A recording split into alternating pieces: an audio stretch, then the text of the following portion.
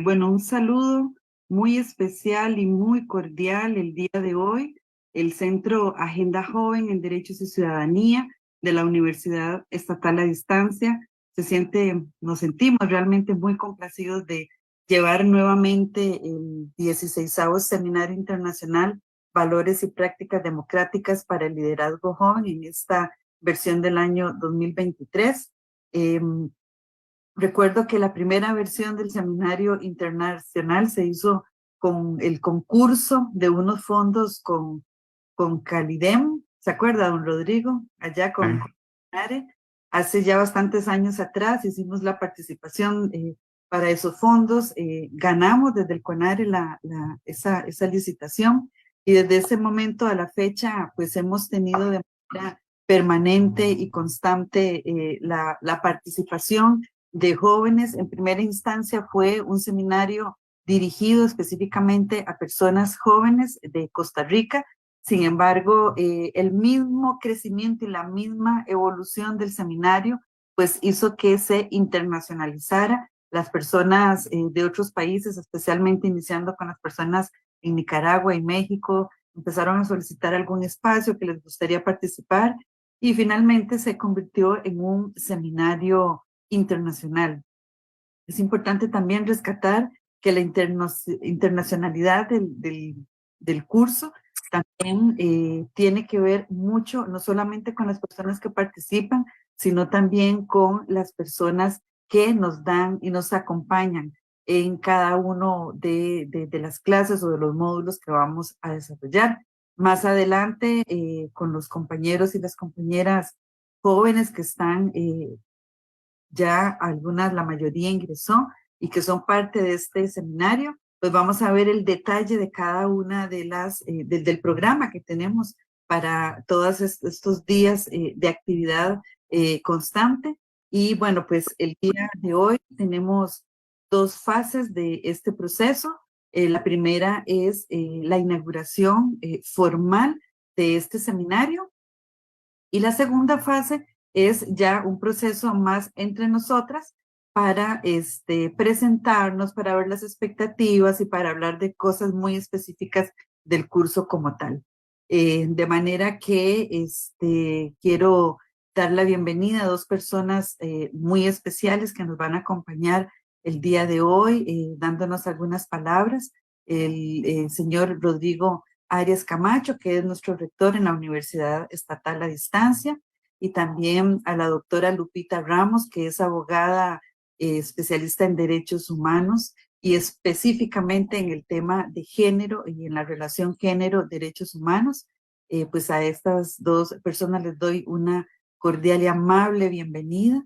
De la misma manera, quiero dar un saludo cariñoso y afectuoso y una bienvenida también grande a todas las personas jóvenes que matricularon, que están acá en el seminario hoy, y por supuesto a los compañeros y a las compañeras de Agenda Joven que siempre están en este proceso desarrollando diferentes actividades, y por supuesto a audiovisuales que ya desde hace muchos años nos acompañan en esta faena y realmente en un trabajo bastante profesional.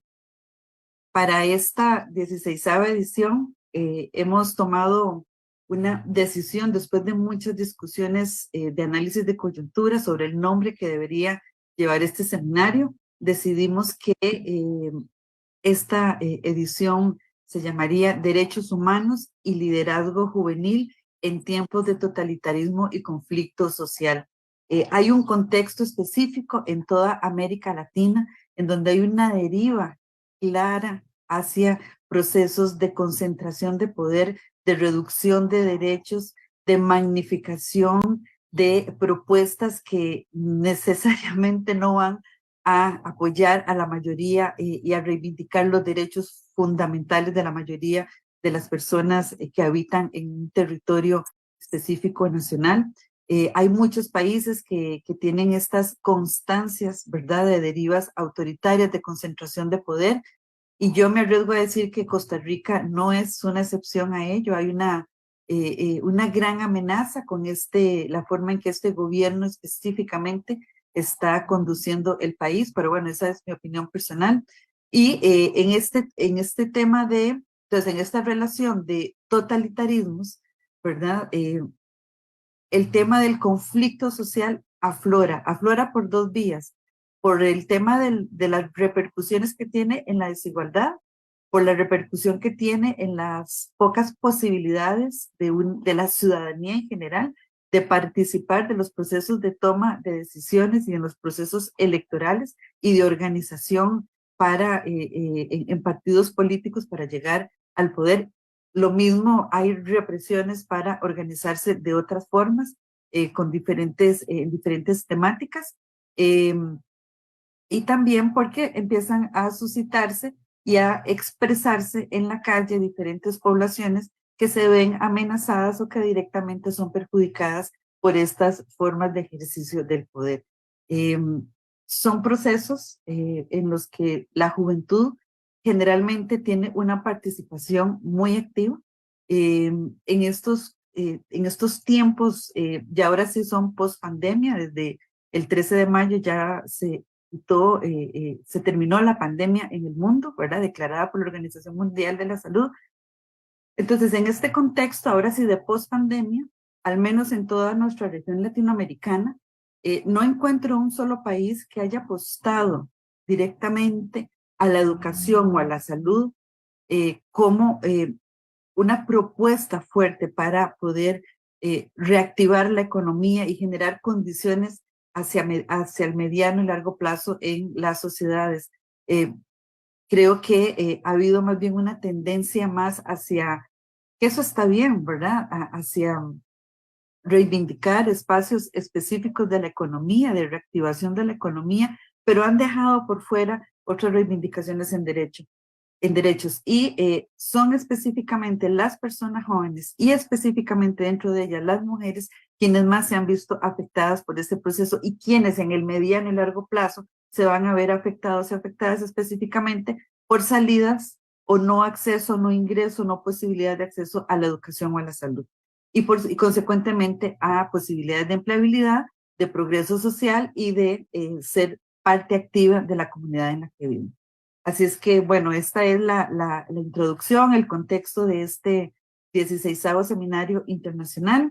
Y sin más, quiero nuevamente darle la bienvenida y a su vez la voz a nuestro rector, don Rodrigo Arias Camacho.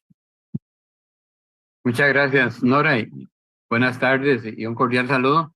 En primer lugar, a doña Nora, coordinadora, jefatura del Centro Agenda Joven, y extensivo mi saludo a todo el personal de Agenda Joven que han venido haciendo una labor extraordinaria, muy pertinente, muy relevante a lo largo de los años.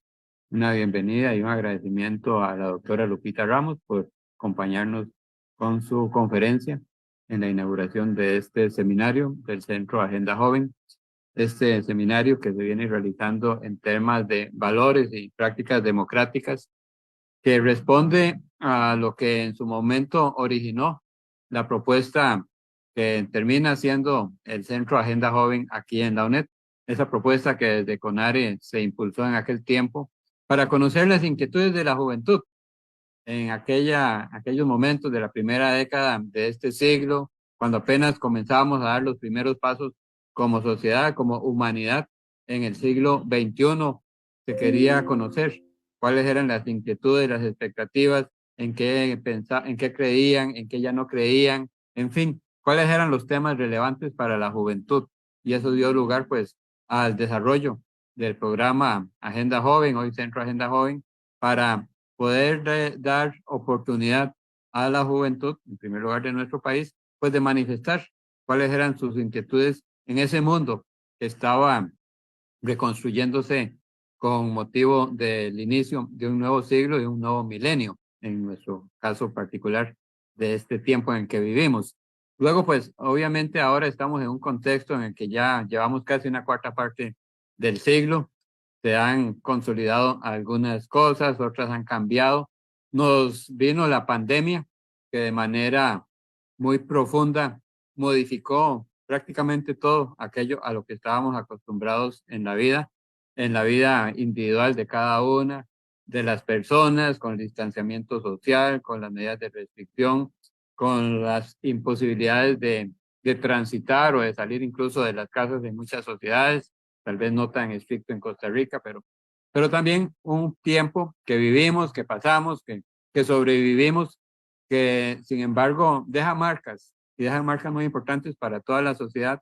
Y por ello, pues un seminario que se realice en esta etapa post pandemia, como decía doña Nora, también es muy importante porque algunos resabios se tendrán en los comportamientos de los diferentes colectivos en este tiempo y sería o es muy importante poderlos dimensionar a la luz de las prácticas de los derechos humanos, de todo tipo, pero particularmente a nosotros nos ha interesado siempre aquellos vinculados con el derecho a la educación como un derecho humano fundamental para la realización plena de las personas, para el potencial que debe de tener cada persona de desarrollar a lo largo de su vida y que han venido siendo menoscabados también en estas épocas de pandemia y de pospandemia. Me parece muy pertinente de igual forma el contenido del seminario en lo que se va a concentrar, de acuerdo con lo que doña Nora nos informaba sobre los derechos humanos y cómo están siendo afectados para diferentes grupos de la sociedad con esas prácticas de concentración del poder que se vienen dando en prácticamente todos nuestros países en los últimos años, donde creo que ninguno es excepción y donde también pues nos interesa mucho conocer cuál es el parecer de las nuevas generaciones. ¿Qué piensan las y los jóvenes de hoy en día en relación con esa reconstrucción de la sociedad post-COVID-19 y particularmente en el campo del desenvolvimiento de los sistemas democráticos de cada uno de nuestros países? Creo que desde ese punto de vista, pues un seminario de esta naturaleza no solamente es pertinente, sino que creo que es necesario, que es esencial para poder percibir esas inquietudes, esas expectativas, esas creencias de la juventud de hoy en día, que nos permita a una institución como la nuestra y a muchas otras también, pues cuestionar lo que estamos haciendo con el propósito de responder a las realidades de ese nuevo mundo en el que nos desenvolvemos actualmente. En fin, creo que es un seminario muy valioso en el cual esperamos recibir los resultados, la retroalimentación, la participación activa de todas las personas involucradas, porque nos viene a enriquecer en el conocimiento de lo que ustedes consideran valioso y sobre todo a enriquecer nuestros procesos para tomar mejores decisiones en el futuro. Les deseo los mejores resultados y esos mejores resultados también serán mejores resultados para nosotros mismos. Muchas gracias a Nora y al equipo de Agenda Joven y a todas las personas que están participando en este seminario.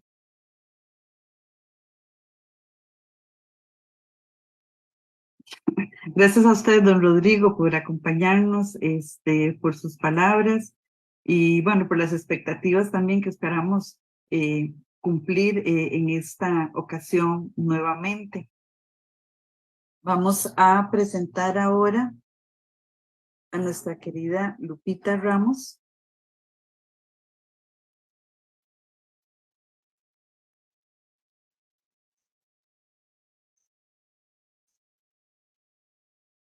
Mira, tenía la presentación acá y probablemente la cerré sin darme cuenta. No te preocupes, igual y yo me presento brevemente.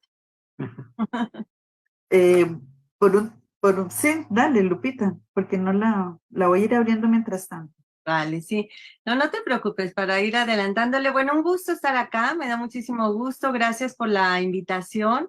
Gracias a la colega Nora, que además estamos en distintas redes participando juntas, sobre todo en la campaña latinoamericana por el derecho a la educación, la CLADE, y bueno, también en el grupo focal de la CEPAL sobre educación, ciencia y tecnología. Entonces, pues hay un objetivo común que nos une, que es la defensa del derecho a la educación, ¿no? Entonces, pues yo agradecida con la invitación por estar acá. De cariño me dicen Lupita, pero mi nombre completo es María Guadalupe Ramos Ponce, soy mexicana, soy de Guadalajara, soy tapatía. Y bueno, mi formación es abogada, soy abogada feminista y bueno, pues me he especializado en temas de derechos humanos de las mujeres. Si quieres, hasta ahí la presentación, Nora, y cuando gustes. Ok, ya yo la encontré acá. Me gustaría como que supieran en detalle también, digamos, en los ámbitos en los que has participado. Bueno, como ya nos dijo María Guadalupe, Lupita Ramos, ella es abogada feminista, es magíster en Administración de la Justicia y Seguridad Pública, tiene un doctorado en Cooperación y Bienestar Social dado en España, con una línea de investigación sobre el femicidio en Jalisco. Es diplomada en Derechos Humanos de las Mujeres por la Universidad de Chile, la Oficina de Alto Comisionado de Naciones Unidas en México y el ITAMA. Es profesora investigadora de tiempo completo, titular B, con perfil PRODEV de la Universidad de Guadalajara en el Centro Universitario de Ciénega. Es investigadora del Sistema Nacional de Investigadores SNI Nivel 1. Ha impartido diversos cursos académicos en licenciatura y maestría. Fue visitadora general de la Comisión Estatal de Derechos Humanos en Jalisco. Ha escrito y publicado diversos artículos sobre derechos humanos de las mujeres y violencia de género. Forma parte desde el año 2003 del Comité de América Latina y el Caribe para la Defensa de los Derechos de la Mujer, CLADEM. Es cofundadora y forma parte de la coordinación ejecutiva del Observatorio Ciudadano Nacional del Femicidio, de la Agenda Feminista de Jalisco y de diversas redes del movimiento amplio de mujeres y feministas que unen esfuerzos para lograr la igualdad plena y sustantiva de las mujeres. Integra la Red Nacional de Defensoras de Derechos Humanos y ha recibido numerosos premios y reconocimientos por su destacada labor en la defensa de los derechos humanos, especialmente de las mujeres. A partir de abril del 2017 y por un periodo de 2 años, fue consejera suplente del Grupo Asesor de la Sociedad Civil de la ONU Mujeres, en México. A partir de junio del 2018 es miembro de Grupo de Referencia Regional de la Sociedad Civil para el proyecto regional de Spotlight de la Unión Europea y las Naciones Unidas para la eliminación de todas las formas de violencia contra las mujeres y las niñas. Bueno, Lupita, muchísimas gracias por estar con todas nosotras y te damos ahora la voz a vos. A vos. Sí, muchísimas gracias. Bueno, voy a compartir aquí una presentación y vamos a comenzar, y yo les propongo que en cualquier momento me puedan interrumpir si tienen alguna duda, alguna pregunta, pues yo con muchísimo gusto, ¿no? Para no esperarnos hasta el final. Y si no, al final dejamos un pequeño espacio pues también para dialogar con ustedes. Bueno, ¿qué somos mujeres y qué queremos? No sabemos, somos mujeres. Este mensaje apareció de pronto por ahí en una barda, en una pared acá en el centro de la ciudad, en Guadalajara, y que era además promovido como parte de una campaña de una estación de radio local. Para ellos se les hacía muy chistoso, muy chistoso, muy de broma, escribir esto, ¿no? Esto en una sociedad en donde la violencia contra las mujeres ocupa uno de los índices primeros a nivel mundial, y para ello seguir fomentando esos estereotipos de que las mujeres somos tontas, de que no sabemos, de que pues ya el ser mujer es una carga. Bueno, pues era curioso. Pero este bombardeo lo vivimos todos los días, en todos lados, en las calles, en los anuncios, en los chistes misóginos, machistas, lesbofóbicos, homofóbicos, que de pronto se naturaliza la violencia. Ha sido una forma de naturalizar la violencia, pero también de naturalizar los estereotipos que cargamos las mujeres. Para todo, que lo que se pretenda anunciar, sea una llanta, sea un aceite de carro, sea un cosmético, lo que sea, va a haber un cuerpo de mujer, ¿no? El cuerpo de las mujeres que está siendo objetivizado y que es parte de la publicidad, una publicidad sexista y una publicidad que nos bombardea todos los días, en todos los momentos. ser mujer como categoría política, es decir, el analizar, cuando estoy ahora hablando de los derechos de las mujeres y de las mujeres así como categoría política, porque luego de pronto me encuentro hay quienes dicen, no, pero yo he vivido muy bien, eso fue en el pasado, las mujeres ahora ya vivimos cierta libertad, ya estamos bien y demás. No, como categoría política, las mujeres seguimos estando en condiciones de desigualdad. Ser mujer implica tener menos comida, menos educación, que se te considere propiedad de alguien, un objeto, vivir en el silencio, no estar autorizada para nacer en muchos lugares, que se te prive de respeto, libertad, seguridad personal, dignidad, representación política, etcétera. Más allá de lo que como individuas o en lo personal sucede o deje de suceder, más allá de lo que por suerte, azar, resistencia o condiciones del lugar de nacimiento que hayamos podido evadir, más allá de eso, ser mujer como categoría política implica estar en condiciones de desigualdad. ¿Y por qué ocurre eso? Bueno, porque estamos y vivimos en un patriarcado.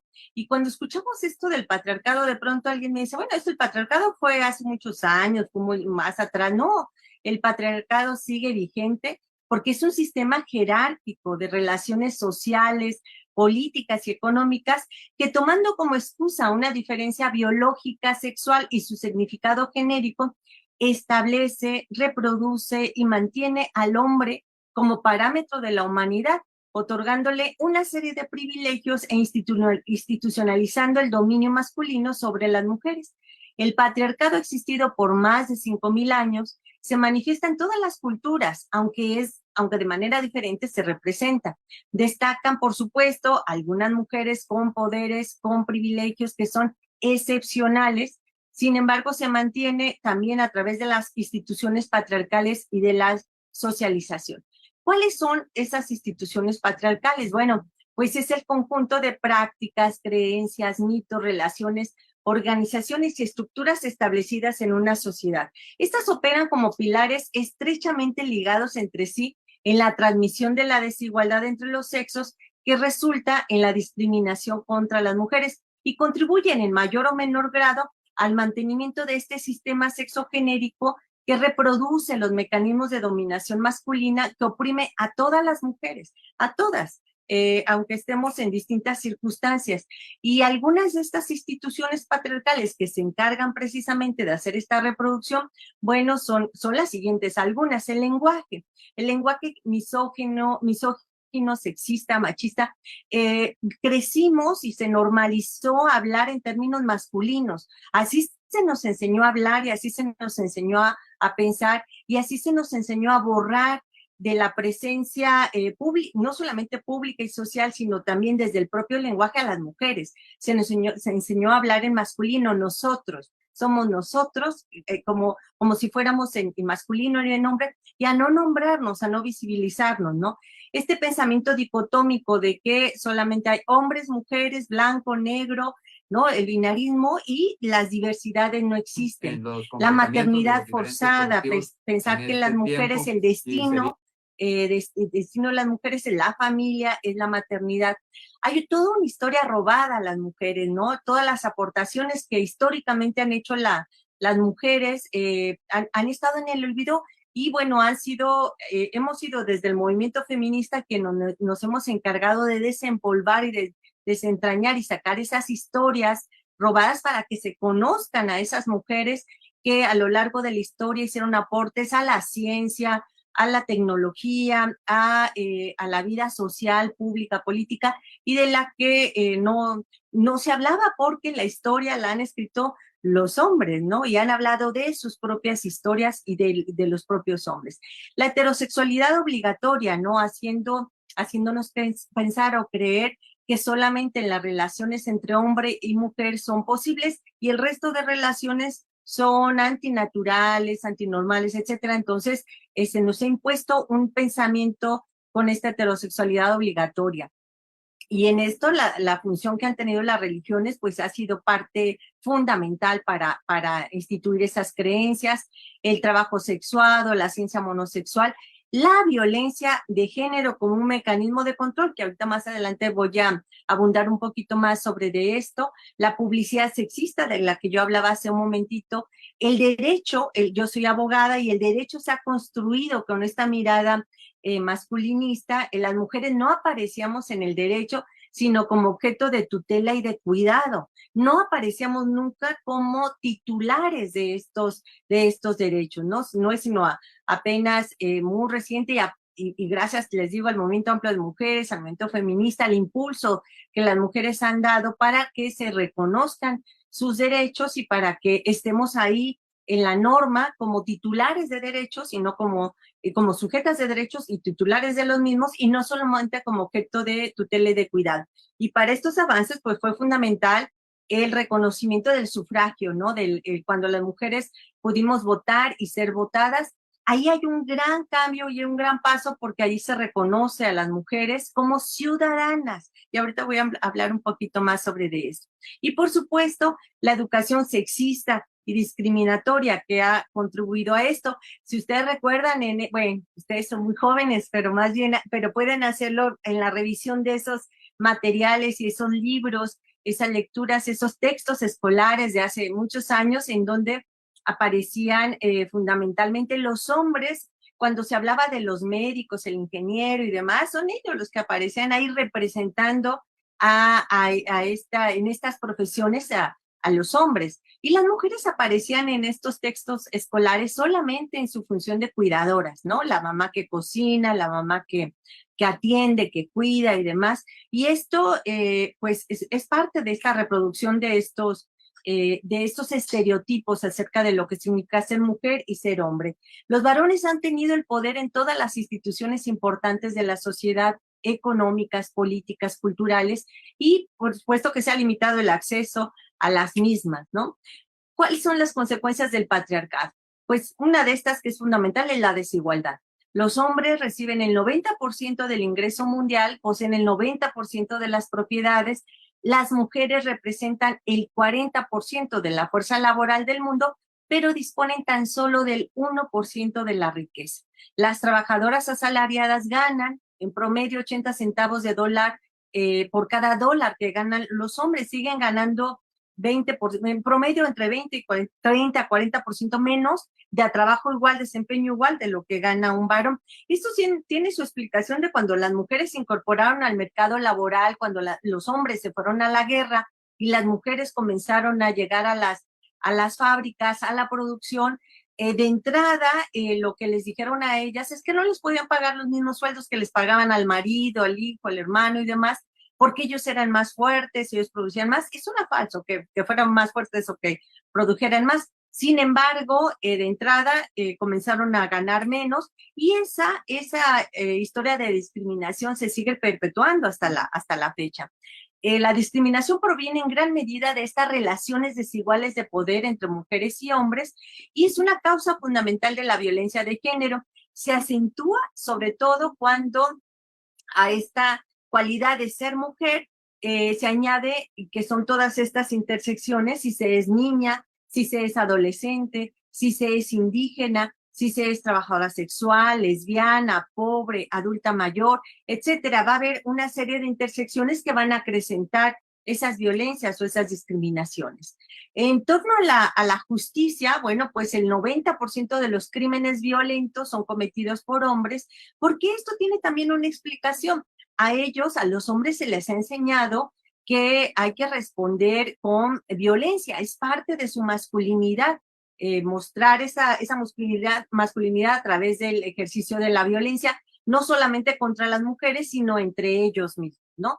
Casi el 100% de las violaciones sexuales, la absolución de los delitos de índole sexual porque hubo imprecisiones en las declaraciones de las víctimas. Hay todo un tema ahí de la justicia patriarcal, que acá no nos da el tiempo para ahondar en eso, pero la justicia patriarcal que está ahí presente y en donde en estos delitos o hay absolución o hay sentencias menores y demás, porque en el fondo se considera o se piensa todavía que las mujeres o tuvieron la culpa de esa violencia porque andaba con la faldita cortita, porque andaba deshoras en la noche, etcétera. Siempre habrá alguna justificación para esas violencias. Se absuelve a feminicidas por falta de investigación de las propias autoridades y hay un aumento de feminicidios sin resolver, lo que envía un mensaje de que estos son permisivos.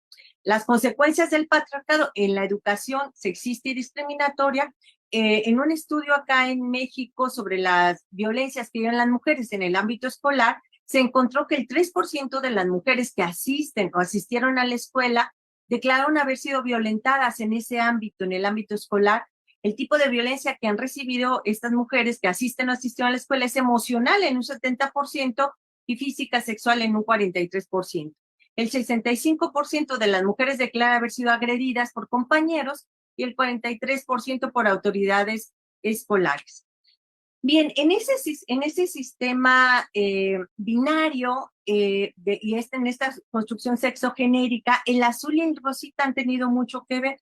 Nos han hecho creer que el deber ser para cada sexo son distintos y consiste de que hay necesidades, conductas, características humanas que son más apropiadas para un sexo que para el otro, ¿no? Yo acá les recomiendo mucho que lean a Juan Jacobo Rousseau, que decía que la educación de la mujer habrá que ser organizada en relación con el hombre para ser agradable a su vista, para conquistar su respeto y su amor. Pero no solamente eso, decía Rousseau, hay un libro de él que se llama Emilio, que en este libro, Emilio, o de la educación, justamente porque habla del tema de la educación, pero también habla de cuál es el papel que va a tener Emilio en esta nueva sociedad. Y por supuesto, el papel de Emilio es el de ser gobernante, el de dirigir y hacer que el Estado, la sociedad funcione mejor, pero para que esto suceda, dice él, necesita que en casa todo esté bien. Y para que en casa todo esté bien está que Sofía, pues sea quien se haga cargo de las cuestiones domésticas, de la atención de los hijos, de todo el sistema de cuidados que va a recaer en ella.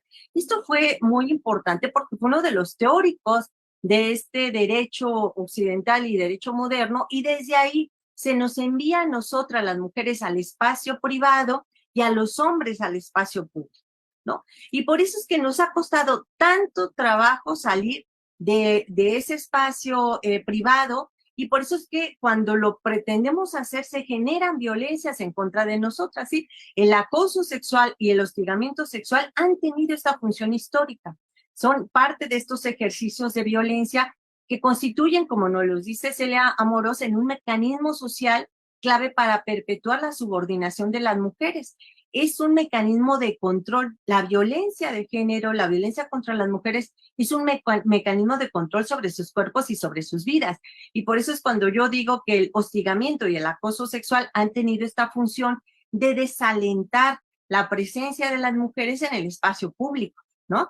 De ahuyentarlas de las calles, del trabajo y de las escuelas. Cuando se vive estas violencias dentro de las escuelas, dentro de los trabajos o de la calle, es porque históricamente nos confinaron al espacio privado, no nos quieren fuera del espacio privado y se generan todas estas violencias. Pero bueno, por eso es que hemos trabajado en las feministas, les digo, y del Movimiento Amplio de Mujeres desde hace muchos años, para que se generaran las condiciones de reivindicación de estos derechos, ¿no? El reconocimiento, goce, ejercicio y protección de todos los derechos humanos y libertades, y de uno que es fundamental, el derecho a una vida libre de violencia. Y uno de los grandes pasos para avanzar en este reconocimiento de derechos de las mujeres fue la deslegitimación de la violencia, que ha sido naturalizada, que ha sido normalizada, ¿no? En las sociedades, y el avance hacia sociedades más igualitarias, junto con la progresiva aceptación de los marcos de interpretación desarrollados por el movimiento feminista, explica en buena medida la deslegitimación de esta violencia contra las mujeres y su reconceptualización como un problema social. ¿Cuáles son estos antecedentes? Bueno, a la par que se promulga en 1948 la Declaración Universal de los Derechos Humanos, también se crean las primeras instancias que van a velar por estos derechos de las mujeres. Uno de estos es la Comisión de la Condición Jurídica y Social de la Mujer, que fue creada en 1946 con el objetivo de preparar informes sobre la promoción de los derechos de las mujeres en la política, la economía, la educación y la vida social. En 1967, la Asamblea General de las Naciones Unidas adopta la Declaración sobre la Eliminación de la Discriminación contra las Mujeres, y un poco más tarde, en 1975, se proclama el Año Internacional de la Mujer y se pone en marcha la primera Conferencia Mundial de las Mujeres, que tiene lugar en México en 1975. Justamente esa fue la primera conferencia mundial en el 75 y se inauguró la década de la mujer, porque se pensaba entonces que con 10 años, que en los próximos 10 años que se trabajara en reivindicar estos derechos, íbamos a lograr avances sustanciales. Pues ya hemos visto que no.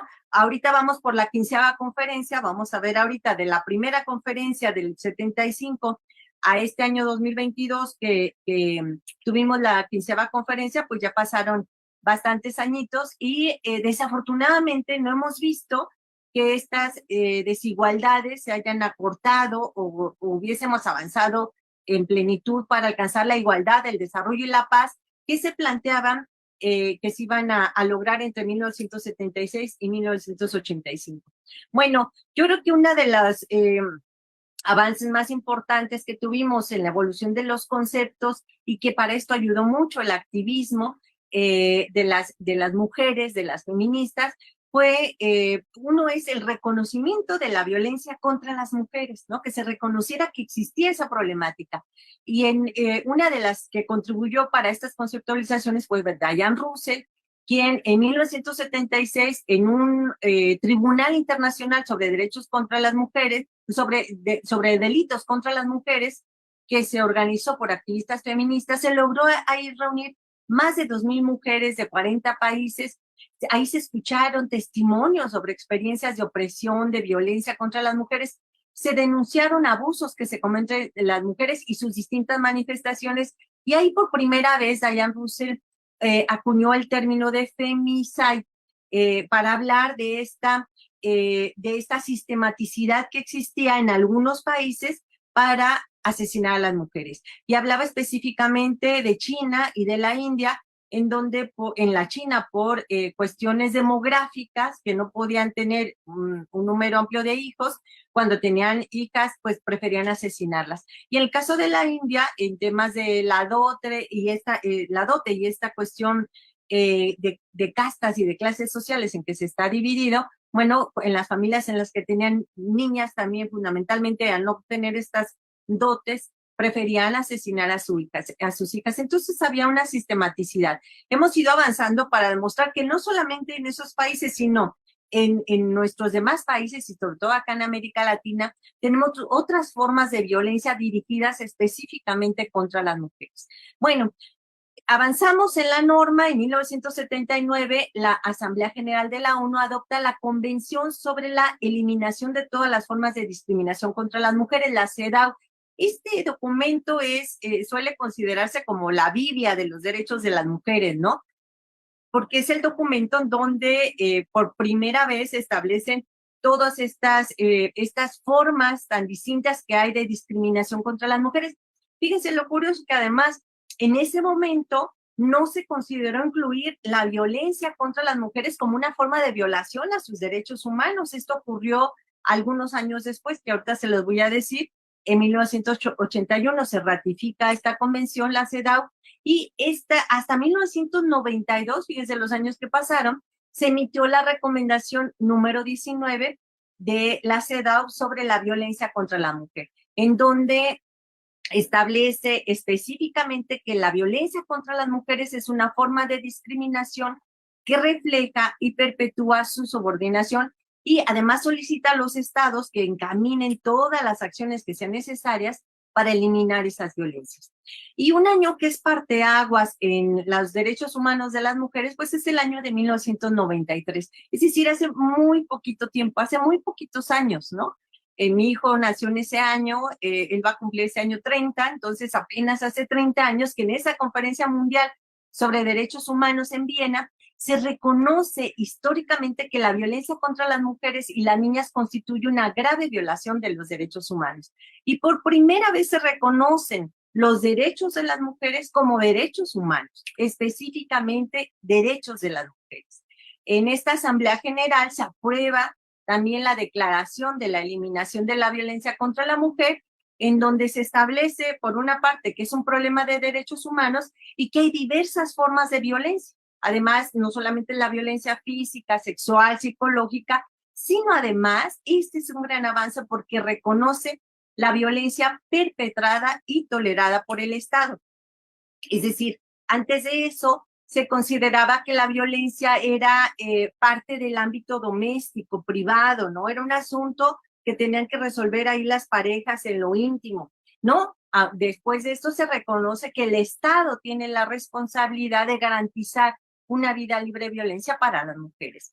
Y en el caso de América Latina tuvimos un gran avance en el año del 94 con la promulgación de la Convención Interamericana para prevenir, sancionar y erradicar la violencia contra las mujeres, mejor conocida como la Convención de Belém do Pará.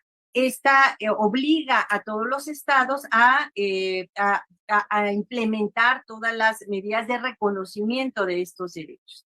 Entonces, la ONU por primera vez reconoce la violencia contra las mujeres, constituye estas relaciones de poder históricamente desiguales entre las mujeres y los hombres, en donde hay dominación de las mujeres, dominación en contra de las mujeres, discriminación en su contra, y una subordinación que ha impedido el pleno adelanto de las mujeres.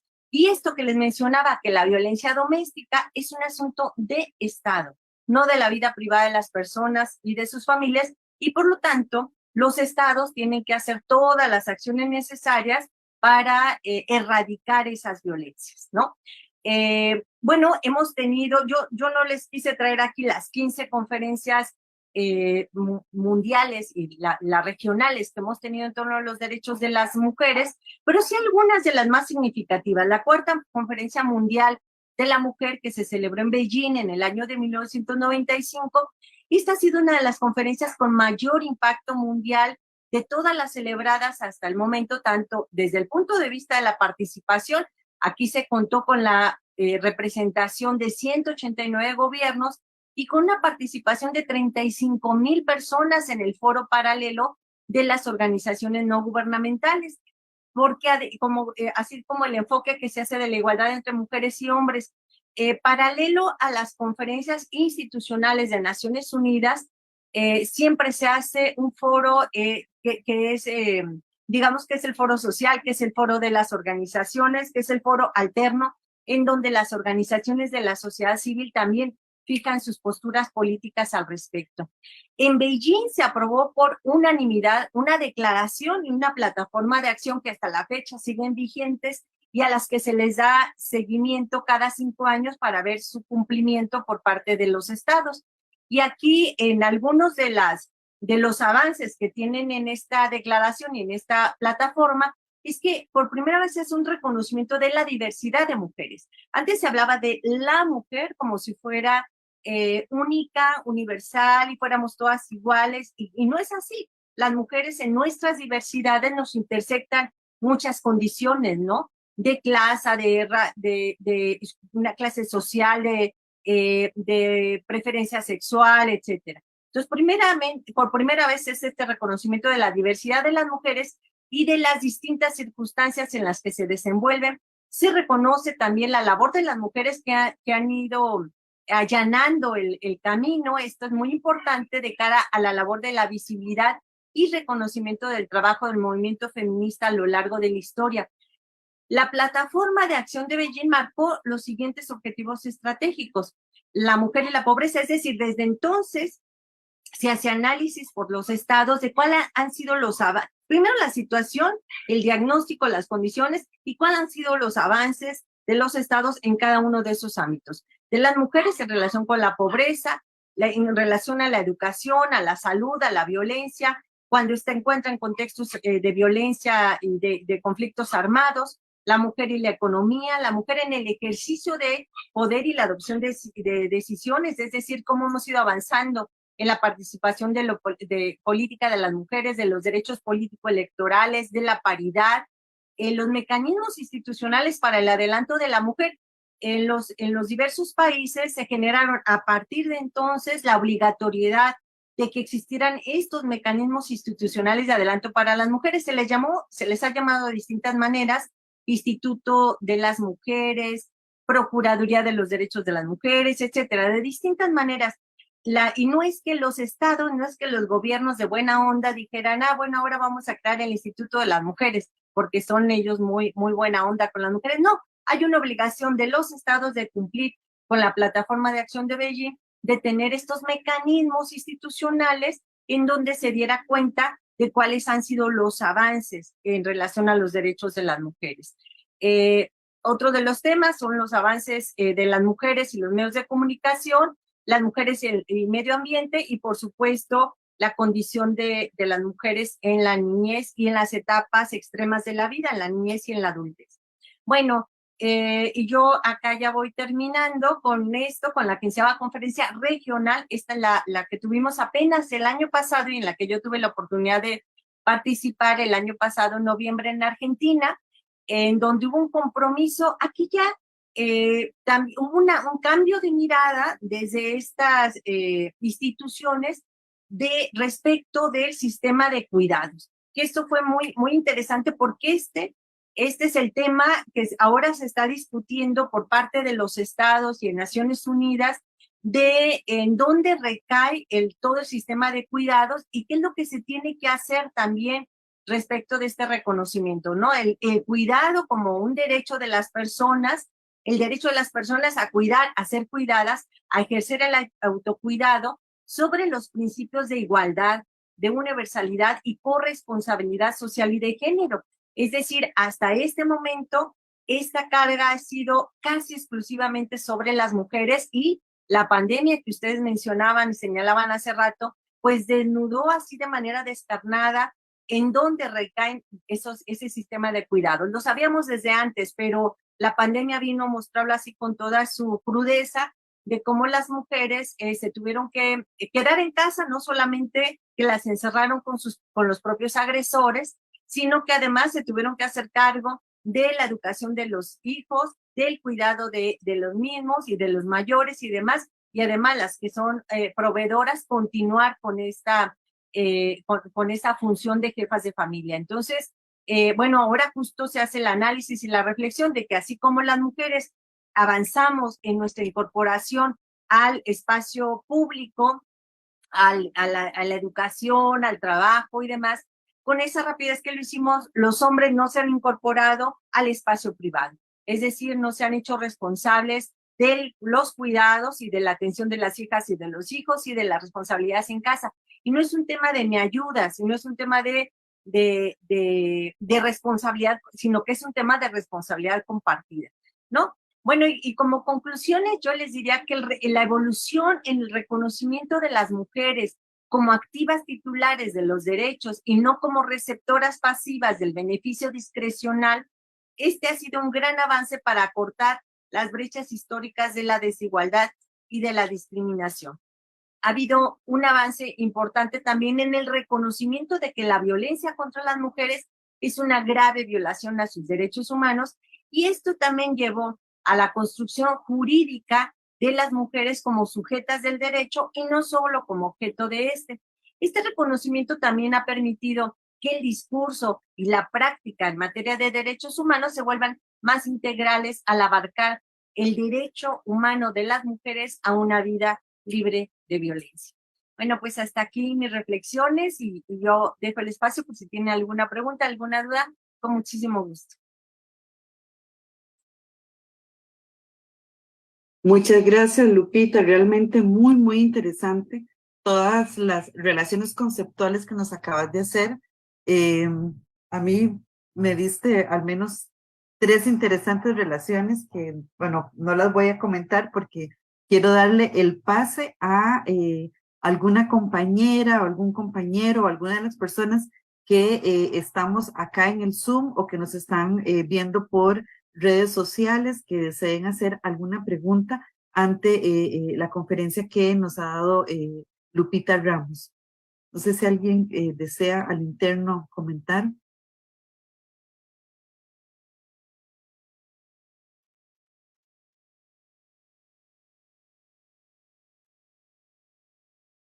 Anthony, por favor. Buenas tardes. En primera instancia, agradecer a la doctora Lupita por esta maravillosa presentación.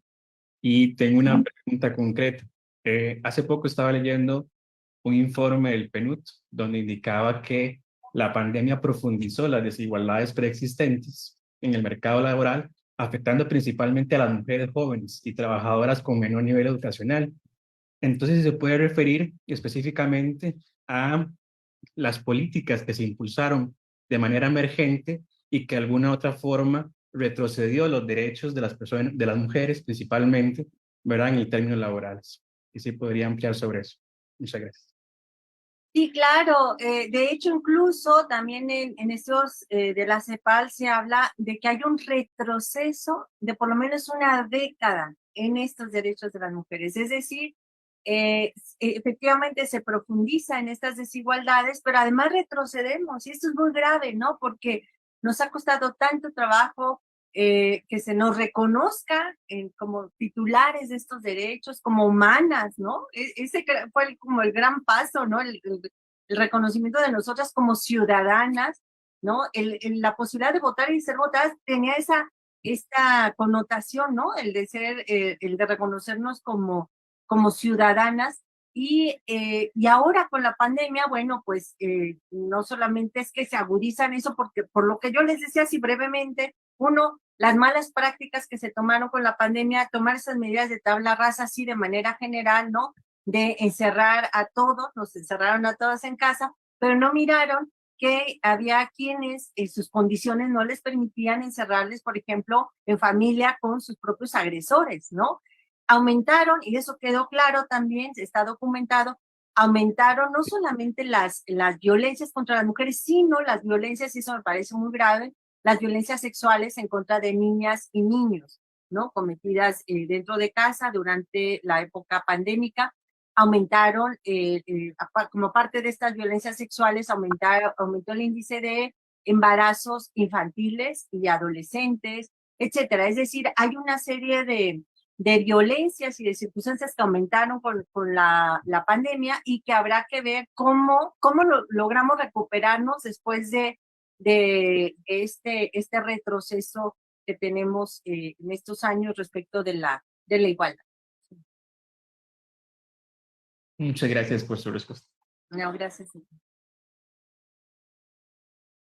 ¿Alguien más?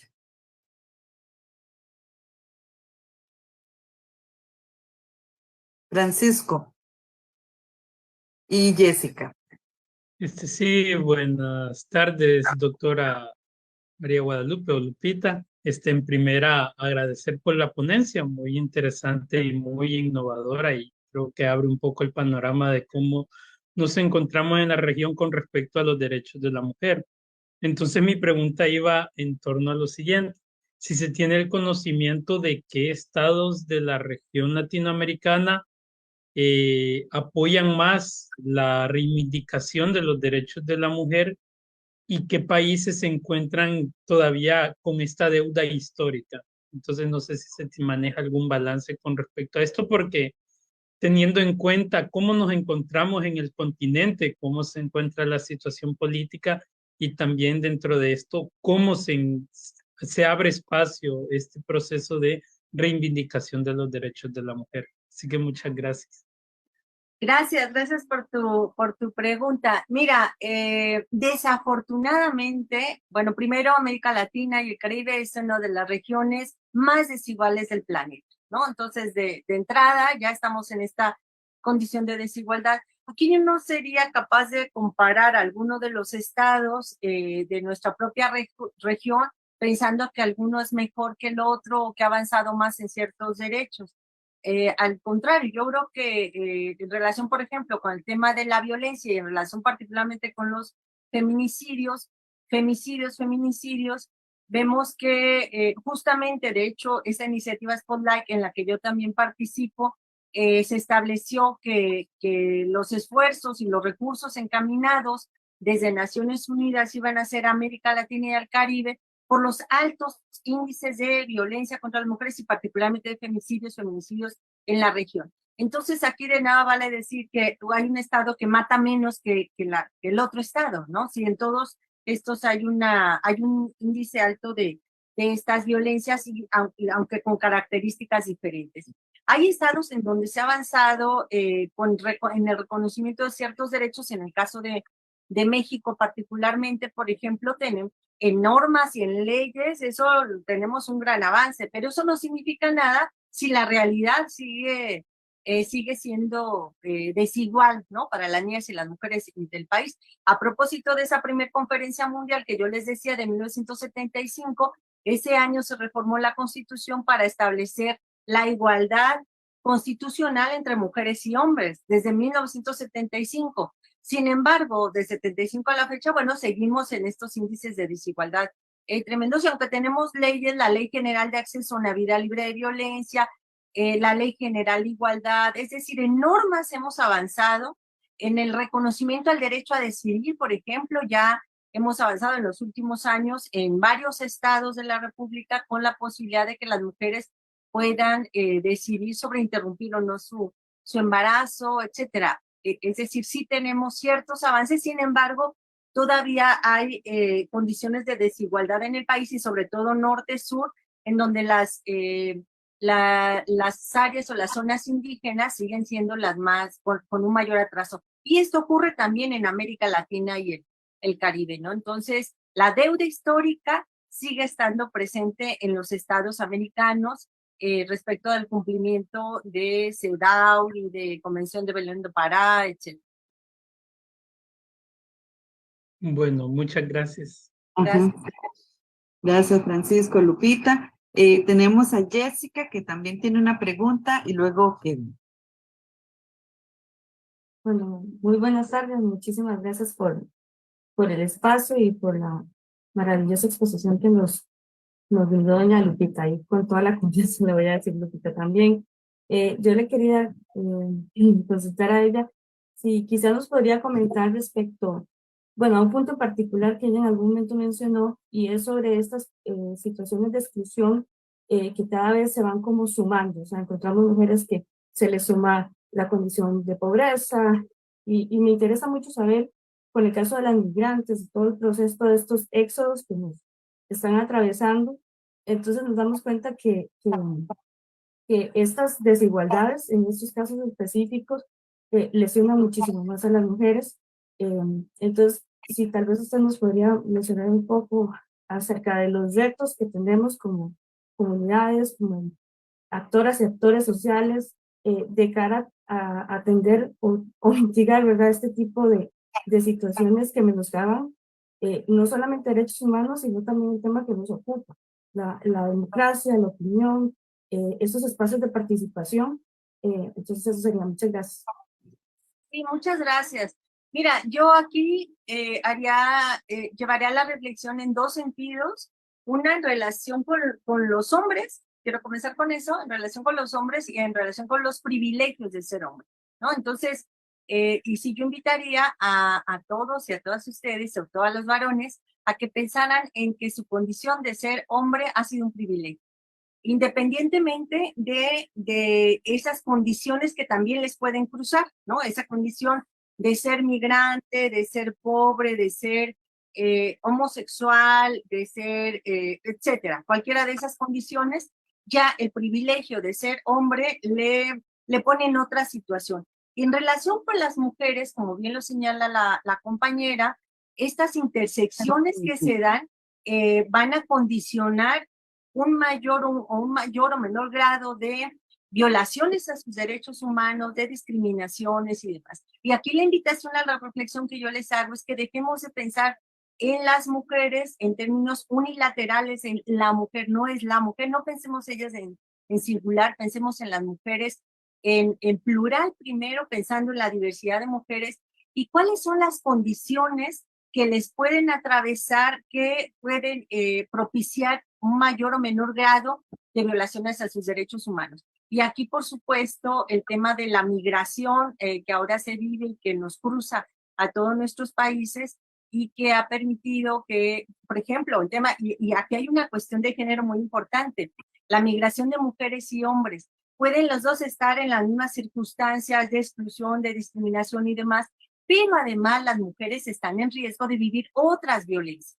Y una de esas violencias que la vamos a tener presente casi en todas las condiciones, en las circunstancias y demás, es la violencia sexual. ¿Y por qué la violencia sexual? Porque hay esta cuestión patriarcal en donde se cree, se piensa, se fomenta la idea de que las mujeres somos propiedad del resto de los demás, ¿no? Entonces, si ves un cuerpo de mujer, no importa la edad, si es niña, joven, adulta, vieja, no, es un cuerpo de mujer y es un cuerpo que me han enseñado de que puedo objetivizarla, tocarla, abusarla, violentarla y desecharla, ¿no? Esa ha sido la particularidad de los feminicidios en América Latina, el Caribe, en México.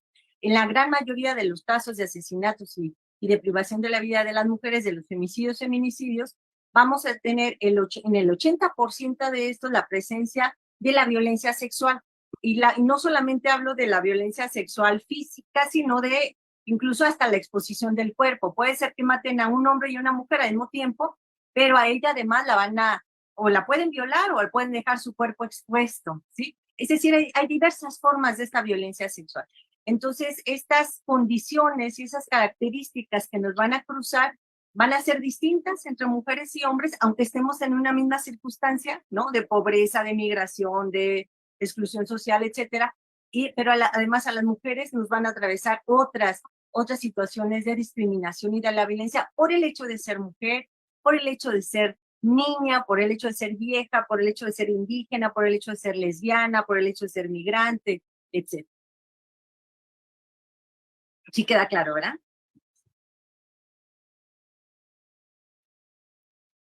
Sí, muchísimas gracias, muy amable. Gracias, Jessica. Kevin. Muchas gracias, doctora Lupita, por su presentación. A mí me gustaría saber cuál es su percepción o su perspectiva sobre el respeto y la promoción de los derechos de las mujeres a corto y a mediano plazo en la región, teniendo en cuenta ese contexto de erosión democrática que se mencionó al inicio de la sesión. Entonces, ¿qué considera usted que deberíamos esperar a corto y a mediano plazo en ese sentido? Muchas gracias.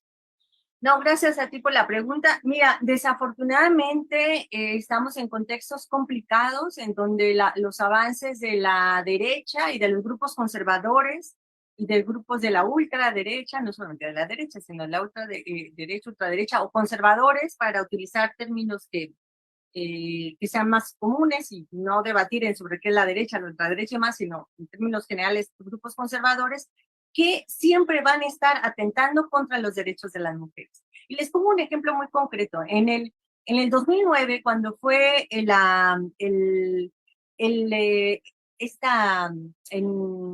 en Honduras, que fue se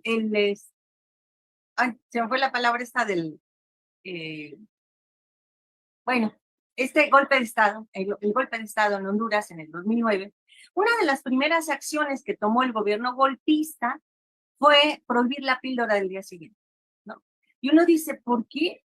¿Por qué es tan importante para ellos de veras esto en un momento de golpe de Estado, en un momento que está convulso el país, que está así? Y porque una de las primeras medidas que toman es esta. Esa es una. Y la otra es la violencia que se generó contra los grupos de la diversidad.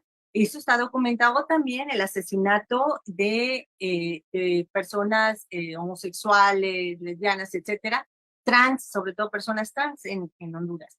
Entonces, pues estos grupos de derecha, quiero decir, grupos conservadores tienen una mirada muy fija sobre lo que son, ellos consideran que deben de ser los derechos y que normalmente están pensando en esta regresividad de derechos. Entonces, en ese contexto, ¿qué nos toca? Defender lo poco que hemos avanzado, no permitir una regresión en los derechos humanos y por lo menos eso, ¿no? Claro que la mirada es avanzar y a un reconocimiento pleno de los derechos humanos de todas y de todos, pero yo creo que la primera cuestión es la resistencia y el impedir que estas regresiones estén presentes ahí. Bueno, ustedes en Costa Rica lo saben también muy bien.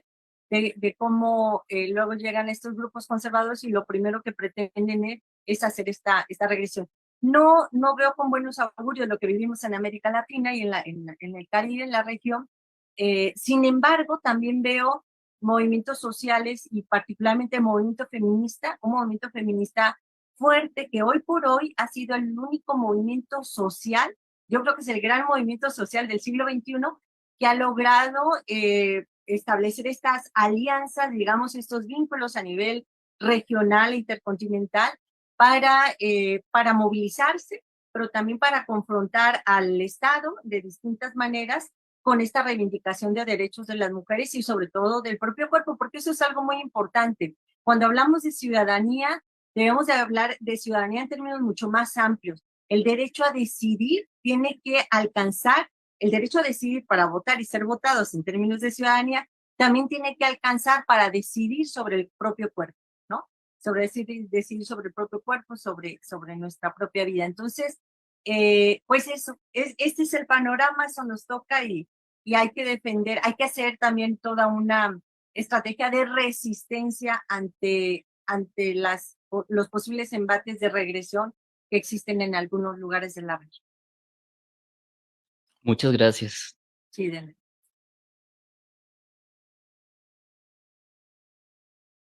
Axel.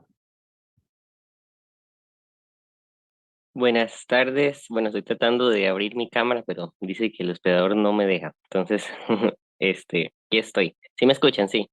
Te escuchamos. Ah, bueno, muchísimas gracias. Bueno, primeramente agradecer de verdad por la conferencia, pues está muy bueno el tema en general.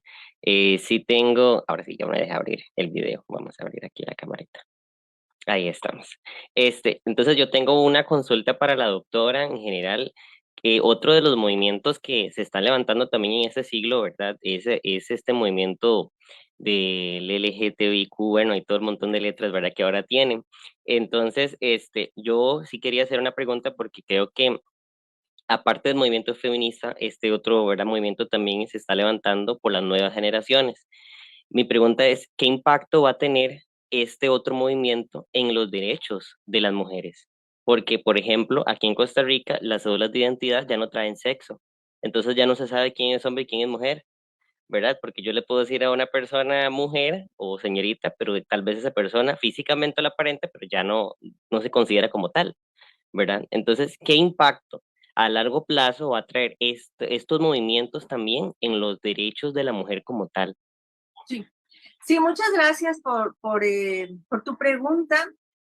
Mira, yo dos cuestiones. Una es que el movimiento lésbico caminó a la par que el movimiento feminista, ¿no? Es decir, muchas de las contribuciones importantes que tenemos desde el feminismo se los debemos a las lesbianas feministas, ¿no? Entonces, no son movimientos aparte, sino que es parte de este gran movimiento y gracias también a su lucha y sus aportes de las lesbianas feministas quienes han contribuido a este reconocimiento pleno de las mujeres en todos los ámbitos. En torno a esto otro que dices, sí, fíjate que ahí en toda la región eso nos debe llevar a una reflexión mucho más profunda. Nosotros acá en México ya lo estamos viviendo y lo he visto también en otros lugares de la región y del mundo, de que en estas, el no haber dado discusiones más amplias en torno a en torno a esta inclusión y reconocimiento de derechos, de pronto ha llevado a afectaciones, como bien lo señalas, de derechos de las mujeres que nos ha costado mucho trabajo conquistar y que de pronto, por una mala interpretación de la inclusión de estos derechos de las personas en sus diversidades, de pronto hay una afectación. Y pongo ejemplo para explicarme un poco con esto. En unas elecciones acá en México, en un estado del país, en el sur del país, en Oaxaca, de pronto hubo un grupo de hombres que ante la imposibilidad de que fueran registrados para ser candidatos, se registraron como su autopercepción de ser mujeres, ¿no? Dice, soy mujer, me autopercibo mujer, entonces formo parte de la cuota de la cuota de género que se tenía que dar y en esta paridad y demás, entonces entraron con este cumplimiento de paridad que existía, entonces como cuotas o destino para mujeres, y resulta que eran hombres, ¿no? Eran hombres que además nunca se habían identificado como mujeres, ni nada, pero que encontraron ahí en esa vía para decir, yo me autopercibo mujer y entonces la candidatura debe ser para mí. Esa es una. Otra más, recientemente, que una diputada fue incluso sancionada mediante una resolución del Tribunal Electoral por violencia política en contra de una persona trans, solo porque ella en una entrevista habló de esta persona en términos masculinos, dijo ellos, una cosa así. Entonces esta persona se sintió ofendida y dijo que era violencia política de género, y a ella, con todos estos avances que hemos hecho para que se reconozca la violencia política de género, la violencia en contra de las mujeres, entonces es sancionada una mujer por violencia política de género en contra de otra mujer. Es decir, hay una serie de aristas que se están dando ahí, en las que hay que hablar y en las que hay que hacer una reflexión, un diálogo mucho más profundo, justo para que no se den estas condiciones de las que estamos señalando. Muchas gracias por tu pregunta. Muchas gracias también. Mario Araya y Catherine. Bueno, muy buenas tardes. Muchísimas gracias a la doctora Ramos por su exposición. Yo lo que quiero hacer es como un comentario y ver como su reacción o la reacción de las compañeras que están como estudiantes en el seminario, y tiene que ver con la situación actual en El Salvador. Yo actualmente me encuentro viviendo en El Salvador, donde se ha desplegado todo un régimen de excepción, ¿verdad?, que ha llevado a prisión a muchísimos hombres y mujeres, sobre todo de sectores muy vulnerabilizados de la sociedad. Pero más específicamente, pese a que en proporción de hombres y mujeres la mayor cantidad de personas privadas de libertad son hombres, las afectaciones actualmente han recaído sobre todo en las mujeres, ¿verdad? Porque han sido ellas quienes han tenido que asumir muchísimas veces las sobrecargas económicas, ¿verdad? Si ya estaban incorporadas al mercado laboral, ahora tienen que tener doble jornada laboral, o si hacían labores de trabajo informal, tienen que encontrar la forma de sostener sus hogares, y además a las personas que se encuentran en este momento dentro de los centros penales, ¿verdad? Y ha afectado no solo a las mujeres que son madres, que son compañeras de vida, que son hijas, sino también a las personas menores de edad, porque a muchísimas de ellas se les ha vulnerado, por ejemplo, su derecho humano a la educación, ¿verdad? Muchas niñas en este contexto actual en El Salvador han tenido que abandonar el sistema educativo para poder suplir o para poder cubrir a su mamá, o a la persona que realizaba el cuidado dentro del hogar, para que esa otra persona precisamente pueda ejercer todas esas acciones económicas, ¿no? O de cuidado de esa persona que se encuentra en privación de libertad. Y creo que también esa es otra forma en la cual los estados actualmente están vulnerando, ¿verdad?, de manera directa, y no como a veces se quiere ver de manera indirecta, ¿no? De manera directa, precisamente, los derechos de las mujeres, ¿verdad? Entonces, por ahí dejo como esa inquietud. Sí, muchas gracias.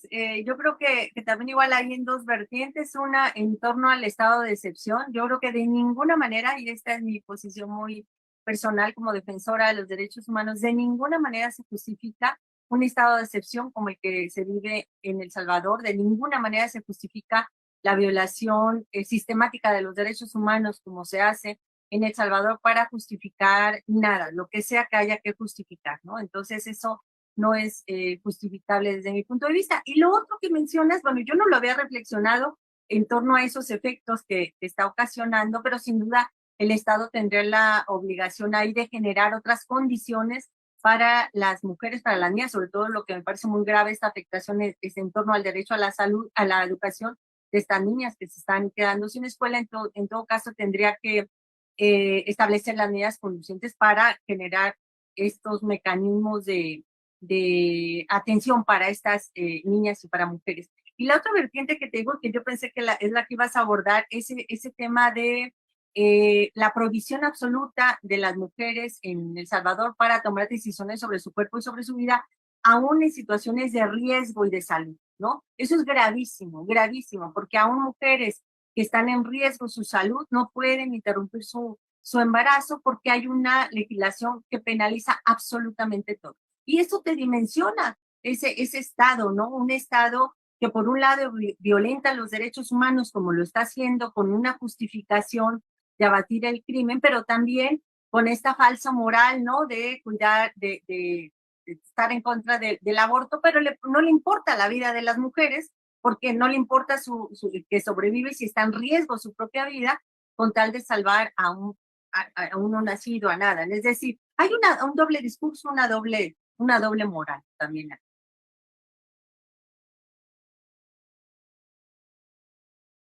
Gracias, Lupita y Mario. Catherine. Hola, hola, espero que me escuchen bien. Bueno, es un gusto. Yo soy de El Salvador también. Y sí, me encanta gracias Mario por poner en la mesa, y creo que los movimientos feministas y las organizaciones sociales de El Salvador y los defensores de derechos humanos aprovechamos cada momento que tenemos para hablar sobre la situación del país por la polarización que tenemos de la narrativa internacional, que es bien compleja. Creo que ir aquí, caminar en El Salvador, estar cerca del centro penal, porque en El Salvador hay ahorita demasiados centros penales, el día a día es a través del estado de sección, y el rostro de los afectados ahorita son mujeres, porque patriarcalmente se reconoce que el hombre es el proveedor y la mujer es la que hace el trabajo. Entonces, la cara de la economía y del cuidado ha cambiado completamente en El Salvador, y ahorita son las mujeres las que están tomando la rienda, sacar a sus familias adelante, ya que los paquetes dentro de los centros penales cuestan aproximadamente $75, y esto lo quieren hacer cada 15 días. Estamos hablando de mujeres en situaciones de pobreza, de comunidades marginales, de mujeres que también tienen a cargo ahora no solo a personas menores de edad, sino también a todo el tema de cuidado con mamás, papás, abuelos, ancianos, todo este tejido de la construcción social que se había logrado por parte de los movimientos feministas en el país, es un tema más grave.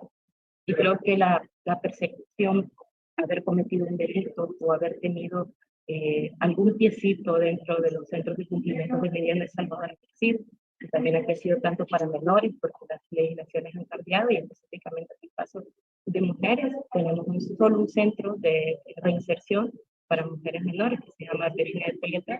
Este centro de reinserción, en su momento yo tuve la oportunidad de trabajar ahí. El objetivo del proyecto que yo estaba era eliminar el centro de menores, que no existía un centro de menores de niñas, y actualmente tiene una capacidad de 200, 300 niñas cuando hace 2 años, durante pandemia, logramos sacar a más del 100% de las niñas, y habían una o dos esperando algún tipo de medida, y casi siempre hay medidas sustitutivas que nos pueden llevar. Eso es bien grave, y hay situaciones como las que van encaminando, como en el caso de Honduras, ya que los mismos asesores de seguridad pública que son del gobierno de El Salvador también están ahorita en Honduras. Y eso creo que también es otro punto a abordar, porque creo que es un tema que hemos debatido tanto en el movimiento feminista, que porque hay dictadoras. ¿Por qué existen las mujeres con tanto poder, y cuando llegan al poder, qué sucede? Y una de las cosas dentro de mi colectiva, de parte de una pequeña colectiva feminista también, que hemos abordado, que es el tema del poder hegemónico y patriarcal. El poder que conocemos políticamente es patriarcal. Eso quiere decir que todos los procesos que tengan que ver políticamente y estar una mujer presente va a tener un problema grande, porque va a ejercer el poder, porque va a ser un instrumento para seguir llevando y replicando esa hegemonía dentro del Estado. Y por eso es bien necesario que el feminismo también traspase a los partidos políticos, a los movimientos sociales, y que la lucha de calle también sea una lucha estatal para que esto se logre romper dentro. Entonces, gracias, muchas gracias, fue muy buena su presentación, doctora, y aquí vamos a estar muy pendientes. No, al contrario, muchas gracias a ti por tus reflexiones. Gracias. Bueno, vamos a hacer, no hay más participaciones, y creo que en el chat tampoco hay preguntas, o me equivoco, Fer, no, ¿verdad? Tenemos varias felicitaciones a la doctora Lupita, bueno, por su ponencia, y también en el Facebook nos escribió Iliana Lopriore mandándole felicitaciones y un agradecimiento a la doctora Lupita. Sí, excelente. Gracias, muchas gracias. Muy bien, entonces vamos a cerrar esta primera parte de la inauguración de esta 16ª edición del Seminario Internacional Valores y Prácticas Democráticas para el Liderazgo Joven de la Universidad Estatal a Distancia y del Centro Agenda Joven en Derechos y Ciudadanía. Y Lupita, bueno, agradecida, maravillosa tu exposición, nos das un inicio fantástico, un encuadre fantástico para todos los razonamientos que vamos a tener y las otras experiencias docentes que vamos a tener a lo largo de estos días. Y bueno, estamos atentas a el transcurso de este seminario. Sin duda esta conferencia va a salir nuevamente a la luz, razonamientos que se hicieron acá, ideas, preguntas que quedaron. Y vamos a hacer un pequeño corte. Les pido por favor que no se vayan. Vamos a tener un corte de 10 minutos y regresamos para la presentación interna del seminario como tal y de cada una de nosotros, las personas que vamos a estar estos días en el seminario. Reitero, solo apagamos cámaras, micrófonos, regresamos en 10 minutos. Lupita, muchísimas gracias. Gracias, hasta luego, suerte en su seminario. Gracias. Gracias.